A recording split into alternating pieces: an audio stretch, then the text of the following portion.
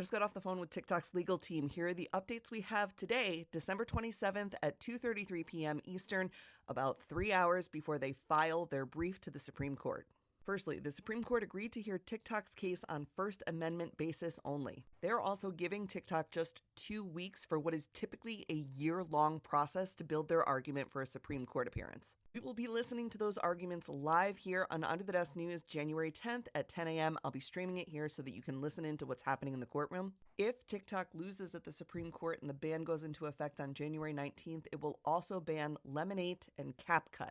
Now, the good news is TikTok has some of the most incredible lawyers on their side. Lisa Hayes is the Senior Director of Tech Policy at TikTok. She is also their Senior Counselor.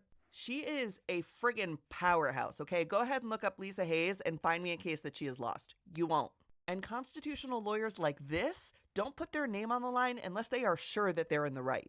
And you've got DC's Andrew Pincus, who is another titan of constitutional law. He's argued over 30 cases in front of the Supreme Court. So look, we got the A-team. I'll be back after 5:30 tonight to read their arguments to you. You should know that the government has submitted secret evidence, which, how is that fair? Though we do know the government's argument hinges on the fact that they claim the law they passed is not a ban. But that doesn't square with the statements they make to the press where they say they are proud to ban TikTok with this law. I'll be back tonight with more details. It's Friday night and Trump just directed the Supreme Court to give TikTok a stay against the ban? Yes, but will it help? Today, TikTok's lawyers in the Department of Justice, which is currently under Joe Biden, had to submit their arguments against or for the TikTok ban. Those arguments will be heard by the Supreme Court on January 10th at 10 a.m. We will be streaming that here so you can listen in to what they think. After those documents were filed, Donald Trump made a statement that he thinks the Supreme Court should give TikTok a stay, essentially kick the can down the road on a ban until he's in office, because he believes he can come up with a political business solution that would help avoid a ban. Right now, it's kind of unclear if that direction means anything, because on January 10th, when the Supreme Court hears arguments, Joe Biden will be president. On January 19th, when the ban is set to go into effect, Joe Biden will be president. And Biden said that TikTok poses a grave threat. But no president should have so much sway over the Supreme Court that they could decide for them. That's not how our government works. We're supposed to have separation of branches. So if TikTok does beat the ban, it won't be because of a president. It'll be because of you and people like you who built the value in this platform and built it to be so valuable that we can't lose it. It will also be because of the lawyers that TikTok has on its side.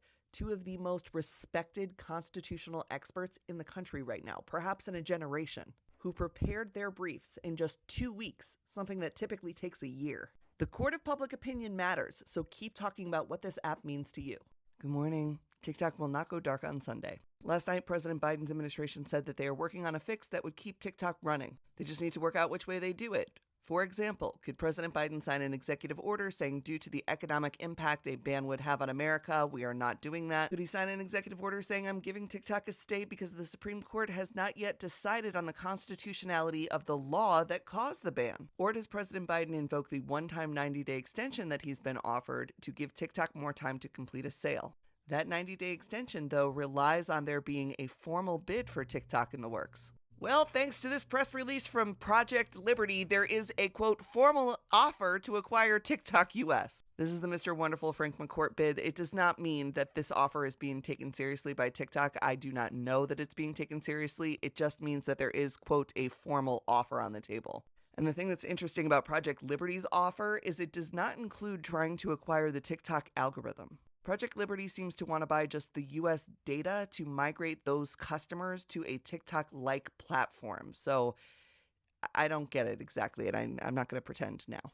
But it does give us the language we need for President Biden to invoke that 90-day extension. In other news, thank you to the 15,000 people who went and followed my YouTube yesterday. I am so close to the 100,000 subscriber goal. So please give me a follow over there. We've got a bunch of new content dropping, including episode 2 of the AV Club, where we talk about movies. I'll be back with more when we've got it. Oh, and also, TikTok is not shutting itself off on Sunday. I saw a couple people tag me in comments that TikTok is going to shut itself off on Sunday. It is not. TikTok would have had to shut off the platform if a ban went into effect, but we know now that President Biden says, I want to leave TikTok on, so TikTok will not be shutting down on Sunday.